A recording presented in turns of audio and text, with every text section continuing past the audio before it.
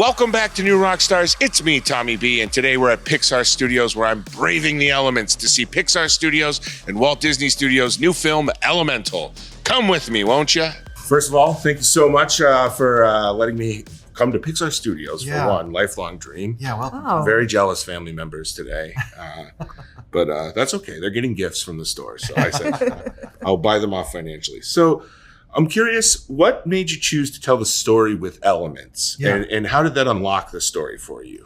Yeah, I mean, it started in kind of a silly way. When I was in school in science class, when I saw that table of periodic elements, I mean, like I used to make fun of it.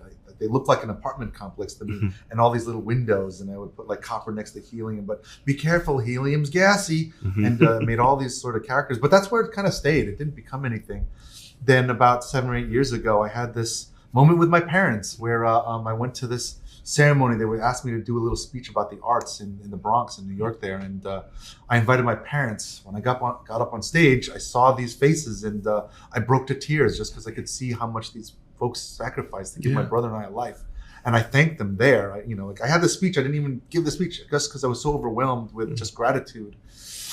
Wow. And they were really proudful. They were all crying. It was this moment I'll never forget. And then I came back to Pixar with that anecdote, and someone said, "Hey, well, how did that New York thing go?" And I told them the story, and one of my bosses heard this and goes, "Hey, that sounds like your next movie." And it's like, what? And then as I was developing that, I didn't know where to put it, but then all of a sudden that old gag of like, oh, right, immigrant parents, this diverse city, and then that started coming. Obviously, I couldn't make fun of chromium or argon. You could make fun of argon. Yeah, I mean, argon has it coming, in my opinion. They're a noble gas. They could be funny.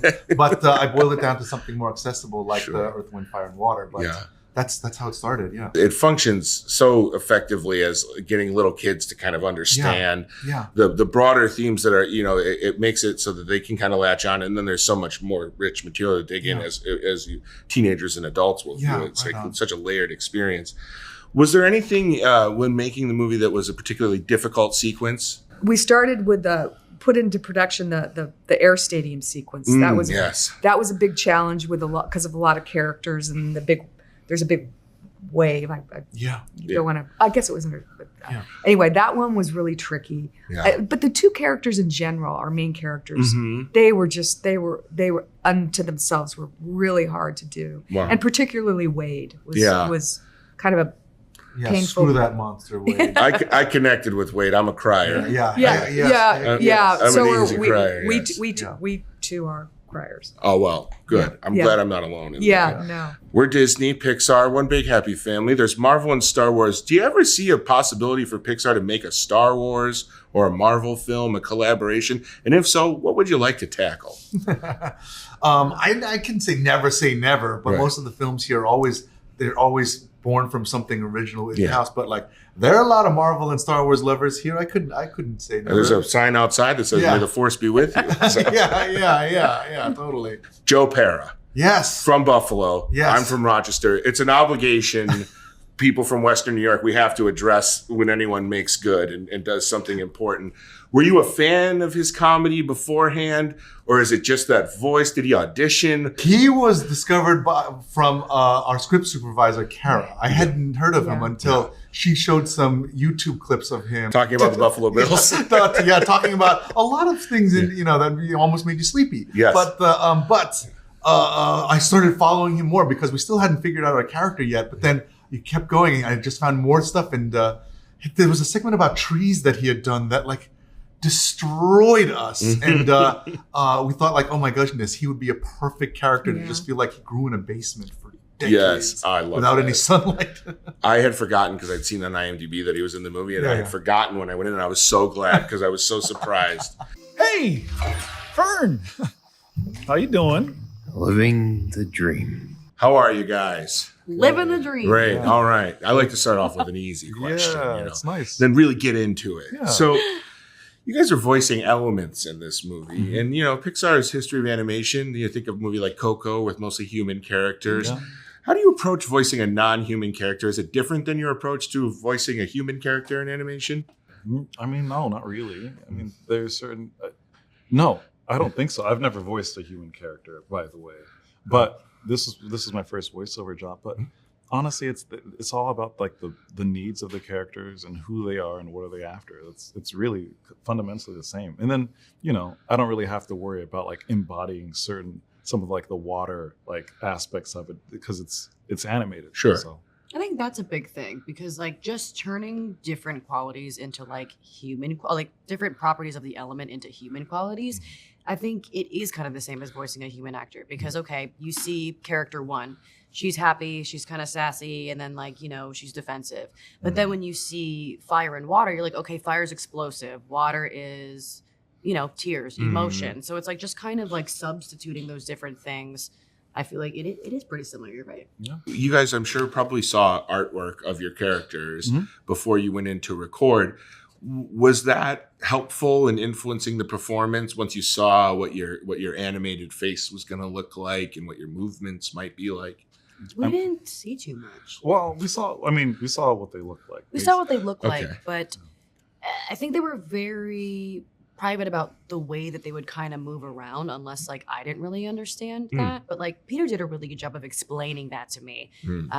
Like how we could mimic some different kind of efforts in the way that fire moves. But I think it was a lot of using your creativity. Like what would I think fire would be or fire would move and look like? But it was so exciting. These animations are gorgeous. The animation recording process, as far as I know, and correct me if I'm wrong, Sure, which happens often. Same. If you record a long time before the film comes out, or a long time even probably before you see anything close to a finished product animated wise, do you feel differently about your characters now than you did when you were first recording? Did you learn anything in the process once you saw the finished product? Were you like, oh, that's something I discovered that I didn't think about, and now I'm seeing, obviously the audio with the visual? Honestly, no. I mean, I was like, I know who this guy is. Yeah. And Pete, like I was like, I know what Pete's after. I know what I love about this guy. And it's been pretty consistent about that. Like, obviously you learn things in terms of like what the specifics of a scene is and all that, and going back and revising. But fundamentally, elementally, it was the same. Sorry, I've been a sucker for that one all day. Yeah. It's so like, look at him. Like you know who he is. Right. You know what I mean? Like he's so that guy. Very similar to Mamoudou. Like I felt very close to Ember's character and her story and her qualities. I think the only thing that really shocked me was, we're in the booth and I'm exploding and then I'm very vulnerable and very small. And Peter would describe like, okay, she kind of looks like this and now she kind of looks like that. But to see it visually after they've animated it, I was like, whoa. I didn't realize how elegant she was in the way that she moves and just so swift. And then when she's angry, like she's huge. And then like when she's quite dim and really vulnerable, like she's just like, you can barely even see her fire. She's just like two little eyes. Yeah. And I was just like, wow, it was such a treat to see that visually because I had no idea what that was going to look like as we were recording it. That's interesting you say that, because that's kind of, I connected. I felt like Wade, the character, was very self-assured, like knew who he was, but also incredibly vulnerable. Yeah.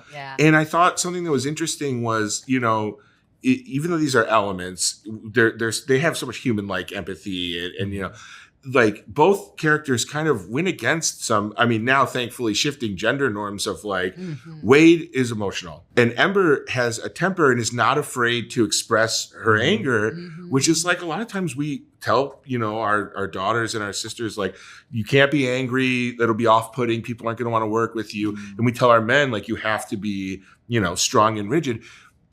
Did you recognize that right away from reading the script the first time, that this was going to be kind of along with the main message of like, going outside your comfort zone and meeting different people can be very enriching in life, and obviously the importance of family, and that, did you realize the two messages and kind of the two kind of emotional pillars of each of these characters were going to be such a strong theme throughout? Honestly, I didn't. That wasn't like on the forefront of my mind at all. I'm glad, obviously, that exists. But like, hearing you guys talk about this, it's been coming up a little bit. I'm like really pleased that that's like being extracted from the movie, because it wasn't part of my mind.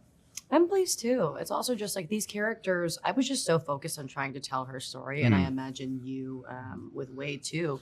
But like, I just focused on the fact that she was fire, and like she it wasn't even a second thought to me that like a woman who was made of fire would be capable of doing all the things that she did. But even more so, I hope that people get to see that as well, that it shouldn't even be a question. Yes. You know, she's just a character and she just is who she is.